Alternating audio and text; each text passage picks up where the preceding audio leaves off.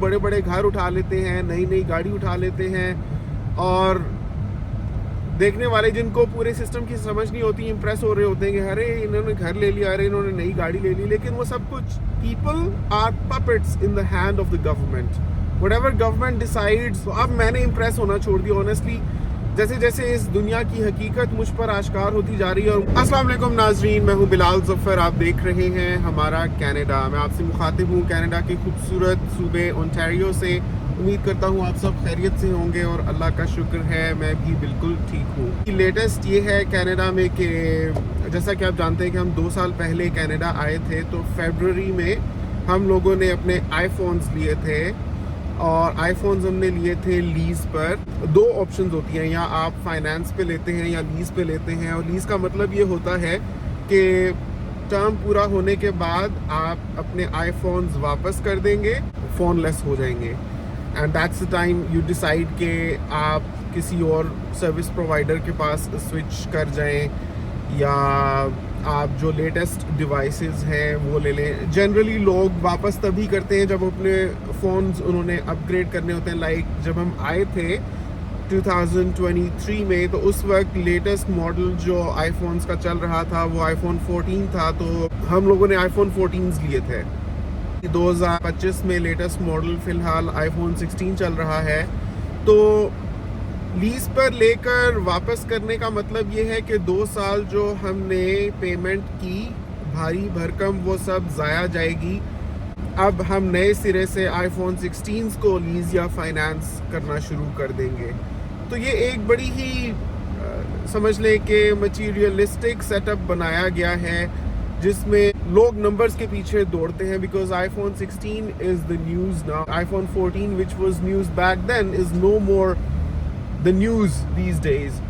तो वो चार्म नहीं रहता।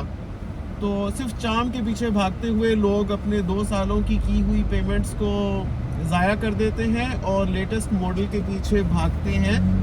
और अब अगर मैं आईफोन 16 को लीज़ करना शुरू कर दूं, तो just the lease cost for 2 iPhone 16 pro max with 256 GBs of storage along with the phone plans, हमारा बिल बनता है तकरीबन 216 कैनेडियन डॉलर्स पर मंथ। तो 2 साल तक ये 216 पर मंथ देते रहना पड़ेगा। और उसके बाद अगेन हमें 2027 के फरवरी में या तो आईफोन 16 वापस करने होंगे, और अगर हम उस वक्त डिसाइड करते हैं कि हमें रखने हैं यानी बाय आउट करने हैं, तो बैलेंस पेमेंट्स 2 फ़ोन्स की हमारी तकरीबन 1800 कैनेडियन डॉलर्स बनेगी। मतलब 2 साल आप सोचें, $220 पर मंथ पे करने के बाद भी हमें एंड में 1800 पे करने होंगे मज़ीद। उसके बाद हम आईफोन 16 बाय आउट कर सकेंगे, क्योंकि इस वक्त हमने ये फ़ैसला किया कि पिछले 2 साल से हम जो आईफोन 14 की पेमेंट्स करते आ रहे हैं इन लीज़, वो ज़ाया जाएं। और अब हमें क्योंकि सिर्फ नंबर के पीछे भागते हुए लेटेस्ट आईफोन चाहिए, तो हम आईफोन 16 को स्क्रैच से यानी 0 से यानी 0 से लीज़ करना शुरू करते हैं।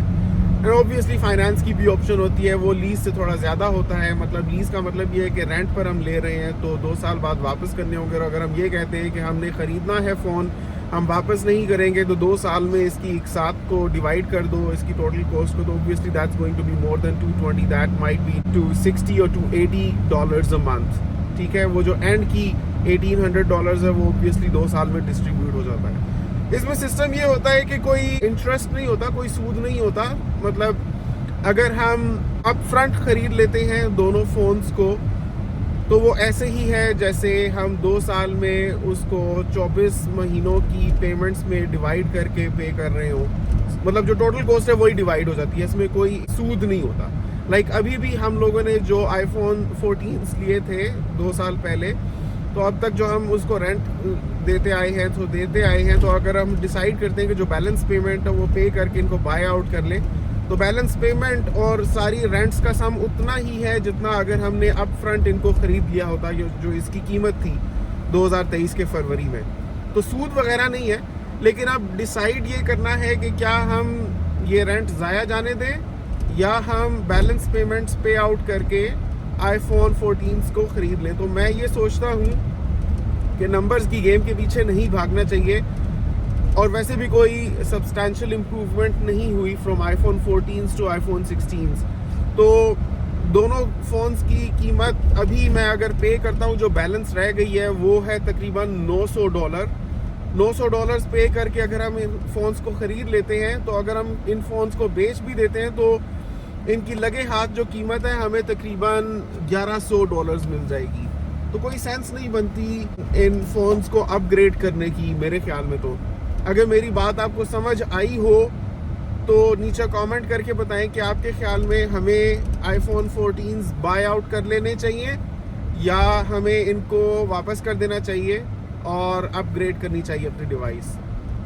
साथ ही आपको मैं ये भी बताऊं कि अभी क्योंकि आईफोन 16 रिलेटिवली न्यूली लॉन्च हुए हैं, अभी तो खैर कुछ महीने तो हो गए हैं, लेकिन फिर भी क्योंकि अभी ताज़ा ही बात है, लेकिन मार्च में प्राइस ड्रॉप होने का इम्कान है, उसके बाद अगस्त सितंबर में and then near the Boxing Day and Black Friday बहुत ज़्यादा गिरावट आ जाएगी आईफोन 16 की प्राइस में, क्योंकि that will be around the time जब आईफोन 17 भी लॉन्च होने वाला होगा। Then that will be the time when iPhone 17 would have become the talk of the town in the news and iPhone 16 की चमक मांद बढ़ती जा रही होगी। उस वक्त इसकी कीमत में गिरावट आ जाएगी। तो मैं ये सोच रहा हूँ कि अगर हमें अपग्रेड करना ही है तो अभी हम अपने आईफोन 14 को बाय कर लेते हैं, तो around that time like year and हम लोग इन फ़ोन्स को ट्रेड आउट कर देंगे और इनकी कीमत एडजस्ट हो जाएगी आईफोन 16 में, और वो गिरी हुई कीमत पर हम नए फ़ोन्स खरीद सकते हैं अगर हम इतने ही कॉन्शियस हैं नए मॉडल्स के बारे में। वरना तो जैसे मैंने कहा कि या तो अगर कैमरा क्वालिटी में कोई इम्प्रूवमेंट आई होती या स्टोरेज में कोई इम्प्रूवमेंट आई होती या अदरवाइज फीचर्स वाइज या कोई डिज़ाइन वाइज इम्प्रूवमेंट आई होती, तो it would have made sense कि हम सोचें कि हम अपग्रेड करें अपने डिवाइसेस को फ्रॉम आईफोन 14 टू आईफोन 16। लेकिन कोई ख़ास इम्प्रूवमेंट है नहीं, सिर्फ नंबर्स के पीछे ही जाने वाली बात है। ये है कि हाँ, मार्केट वैल्यू रिटेन हो जाती है।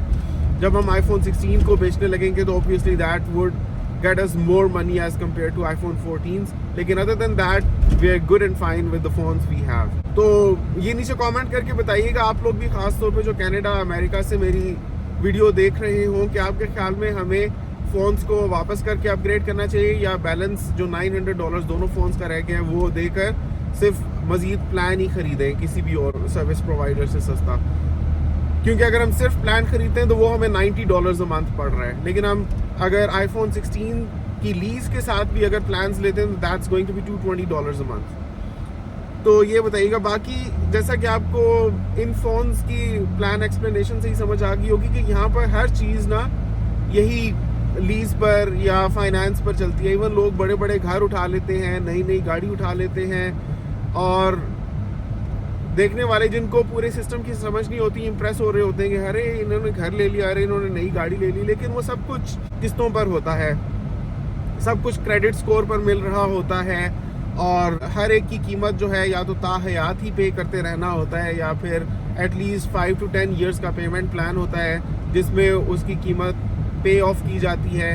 और फ़ोन्स का तो मैंने आपको बताया दिया कि इसमें कोई सूद नहीं है, लेकिन if you talk about homes और कार्स तो उसमें डेफिनेटली सूद होता है। कभी कभार मिल जाती हैं ऐसी ऑफर्स के 0% इंटरेस्ट पर अगर आपको कार्स मिल रही हो, लेकिन अभी वो इतना ज़्यादा देखने में नहीं आता। आमतौर पर जो गाड़ियाँ भी नई मिल रही होती है लोगों को फाइनेंस होकर, तो वो सूद बेस्ड ही होता है सिस्टम। तो अब मैंने इम्प्रेस होना छोड़ दिया ऑनेस्टली। जैसे जैसे इस दुनिया की हकीकत मुझ पर आश्कार होती जा रही है और मुझ पर अयां होती जा रही है ना, और मैं ये समझता जा रहा हूँ कि हम जिस वक्त और लम्हे में जी रहे हैं वो सिर्फ आर्जी है और अगले पल का भी नहीं पता, और इवेंचुअली हम सब ने इस दुनिया से चले जाना है।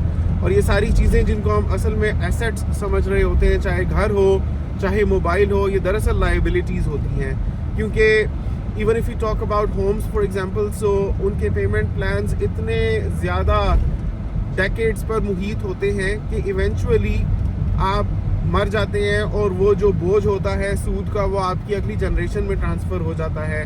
वो डेट सारा आपके बच्चों को भरना पड़ता है।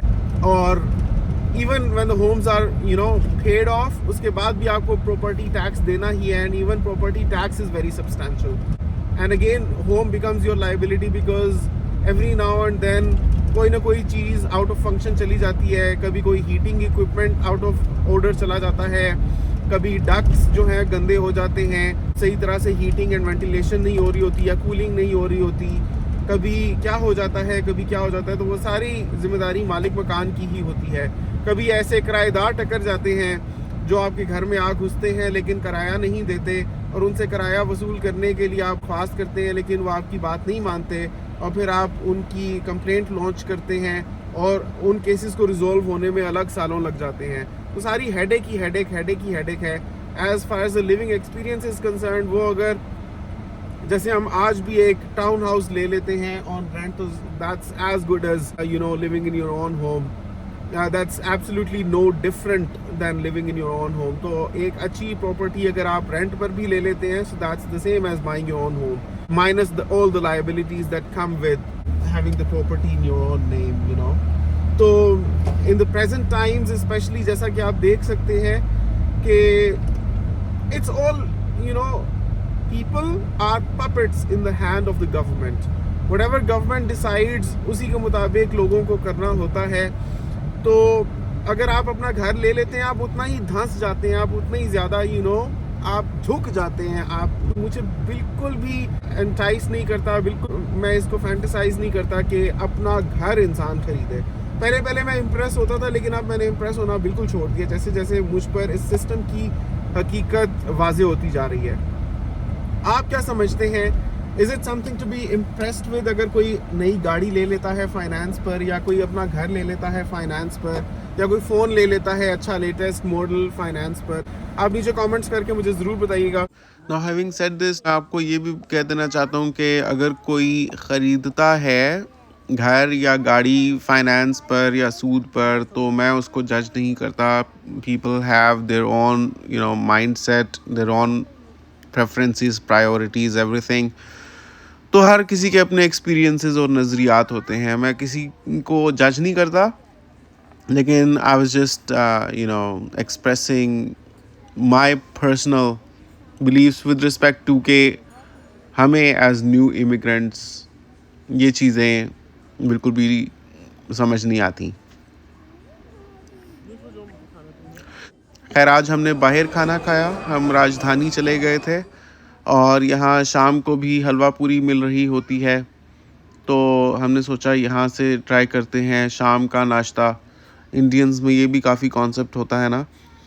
तो यहाँ स्टार्टर्स एंड स्नैक्स टाइप ही मिलते हैं, क्योंकि इनका सारा वेजिटेरियन होता है, टोटल वेजिटेरियन।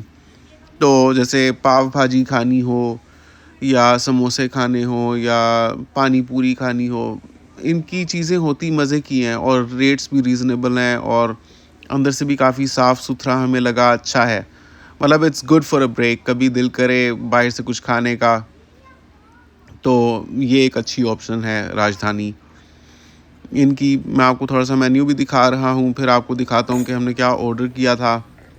हल्का फुल्का ही था, कुछ ज़्यादा हमने कोई बहुत चीज़ें नहीं मंगवाई।